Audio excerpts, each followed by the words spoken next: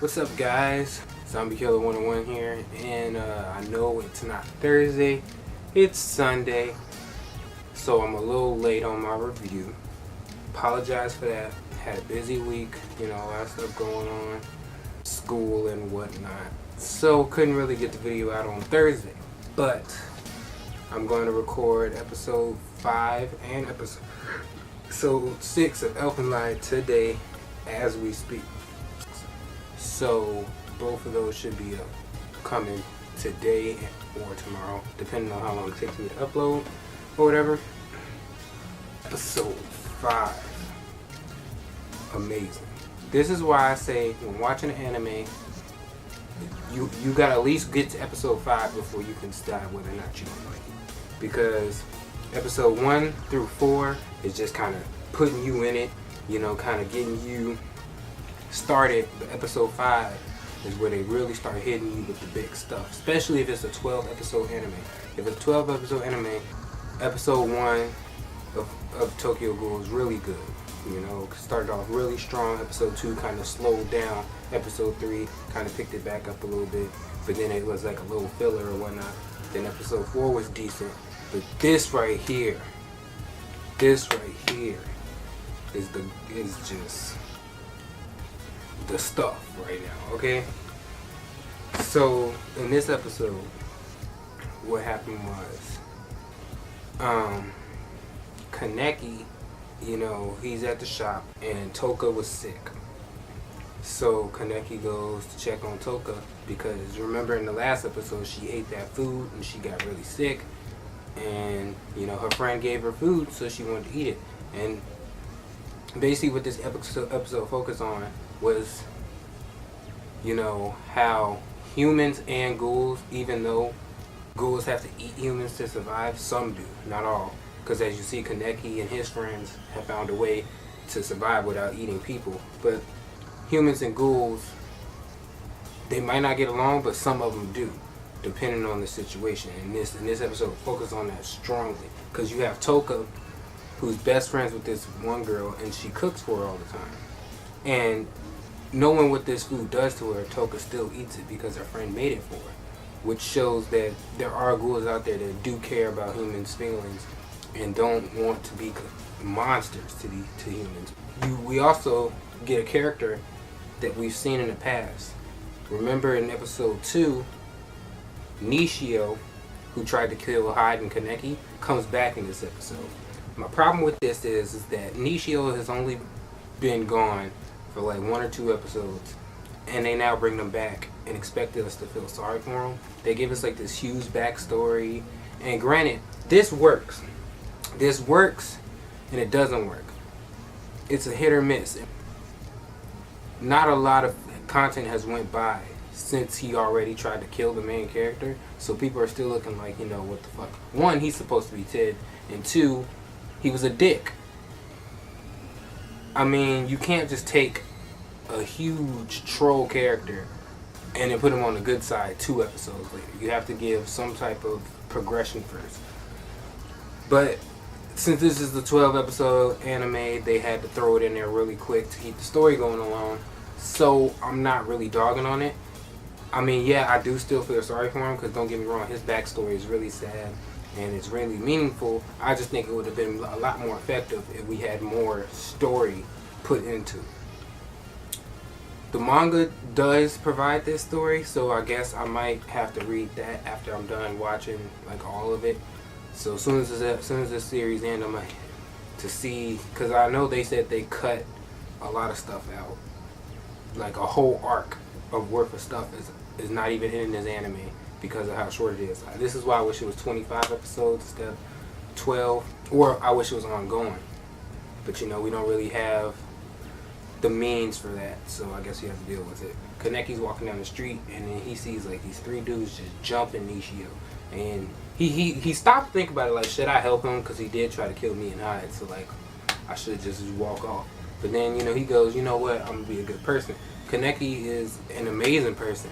He trusts people way too much. Them books get him in trouble, but he's still an amazing guy. So he goes, aren't you guys taking it a little bit too far? And they go, did you know this piece of trash? He's like, yeah. And he said, well, unless you want to be next, you might want to get out of our way. And Kaneki's like, no, I'm not leaving.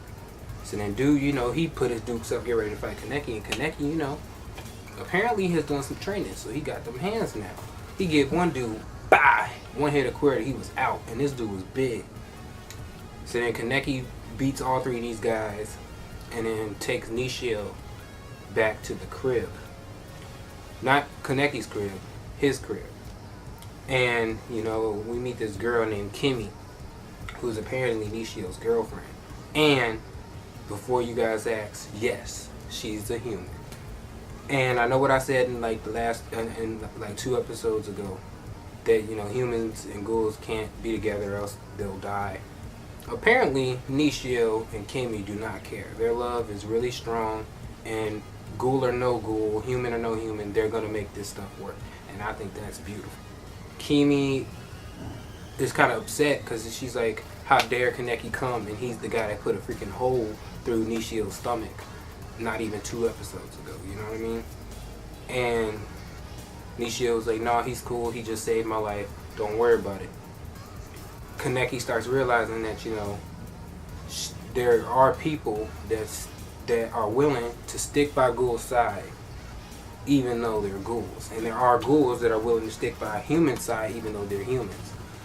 So, he's starting to realize that humans and ghouls can't coexist.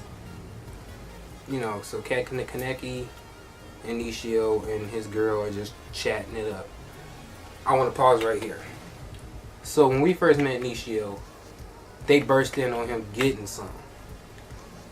My question is, was it Kimmy who he was getting something from? Because if he got a whole girl at the crib, I want to know what he was doing in that dorm room with other girl. Because I don't think it was the same person. I think Nishio was doing a little bit of cheating. Now, just because I said Nishio and Kimmy are doing some beautiful stuff, never said that he wasn't a player. Hopefully it was Kimmy that he was getting it in with in the dorm room. I'm not sure. I might have to go back to episode 2 and look it over, but I don't think it was Kimmy. And maybe she shouldn't be so willing to give her life for this ghoul if he already cheating, you know what I mean? And not to mention, if it wasn't Kimmy, it kind of makes this episode void. Like, it doesn't even matter, because it's like this whole episode was building up their love, and the fact that he's a ghoul and she's a human and they're still together, it built that up just to find out that he's not even faithful to her. It's kind of like a big middle finger to you if you think about it, but hopefully that's not the case. So yeah, they give some backstory of how Nishio and Kimmy met. This happens every review. And then it gave some backstory about Nishio's sister and his family and stuff like that. I'm not really gonna get into that because you can watch it for yourself to really talk about it. But then it goes Tsukiyama, bro.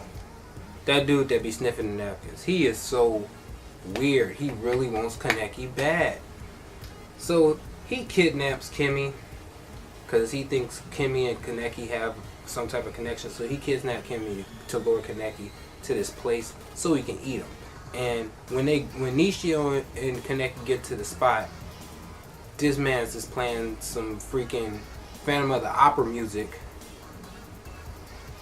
Got Kimmy sitting up on this pedestal with all kinds of candles light around her. And he set up a whole date for real for Kaneki. And he goes, I want you to eat her while I'll eat you. What type of weird stuff is that? Like, first he's sniffing napkins with people's bloods on it. Now he's trying to eat people while they eating other people. Like, what is this dude on right now? Tsukiyama is really weird. And probably one of the best, weirdest villains I ever seen. Eating somebody else while they eating somebody else. That's messed up. Nishio's like, I ain't folding. That's my girl. You not finna eat her and then eat Kaneki too, all at the same time. And then he run up and get just tossed because he beat up. He hasn't really fully healed from the fight with Kaneki, and he definitely hasn't fully healed from when he got jumped in the alley before Kaneki came to save him. So he wasn't fully healed. He already walking into this fight half dead. And Tsukiyama is no joke. So then Kaneki tried to fight him, and Tsukiyama just laughing at Kaneki and just like toying with him. I mean, just almost had him near death too. So then Toka come through and cut up Tsukiyama's face, and it heals like within 5 seconds of her doing it. Like, Tsukiyama's ridiculously strong right now. Well, Nishio was on the floor for about a minute, but Toka and Kaneki was trying to fight him, and for a minute they was getting some hits in. Then he started blocking punches and kicks, and then he broke Kaneki's arm and kicked the mess out of, stabbed and kicked the mess out of Toka. Then he walked over to Kimi and seen the scar that was on her shoulder from when Nishio bit her. That goes back to the backstory that I was talking about. I'm not going to explain that. Y'all got to watch it to see. I'm not going to spoil too much for you this episode. But, because this is a good episode. I'm not trying to spoil much. The fighting sequence in this episode was amazing. Dead point on. Music in this episode, besides that, Phantom of the Opera crap, perfect. It was just all around good show. So then at the end of the episode, they just trying to figure out how they can beat this guy, because all three of them combined still can't take Tsukiyama. And it's because he says your diets are weak. Because, a ghoul relies on their special ability, that power they get after they, when they eat. And because Toka, Nishio, and Kaneki all don't eat humans. They don't eat humans, they don't eat other ghouls. So the only thing they're living off of is sugar cubes and coffee. So of course they're going to be way weaker than Tsukiyama, since he's eating all kinds of stuff. You know what I mean? So Toka goes, he's right. He has a point. We're not ready for this. I've been eating human food. Both of y'all don't even know how to use y'all powers that well. We ain't finna win this fight. So then Kaneki was like, bite me. So then Toka like, alright. So then Kaneki gets Tsukiyama's attention, and then Toka just bites Kaneki on the neck. By the way, this looked very sexual when it happened. Just saying, looked very sexual. And if Tsukiyama did not get, this man's almost flipped out. It was like, that moment when you kiss another girl in front of your girlfriend. That's how it was. Like, Tsukiyama was like, you dare eat what's mine?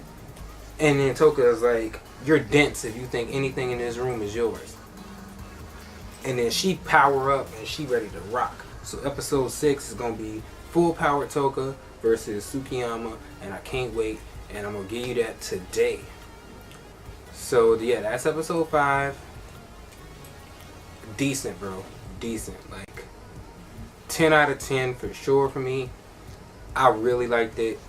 It's like the most fast-paced episode out of the whole series so far, and it's just really good. Nice fight sequence, just all around good. Nothing was bad about this episode besides the pacing. That was it. Other than the pacing, everything else is done very well. And I think if they was to make this a 25 episode anime, it would be a perfect anime, period. But we gotta work with what we got. So, but episode 5, really good. Episode 6 coming right after this. My name is Zombie Killer 101. And, stay natural, live better than well, and survive. Thanks for watching.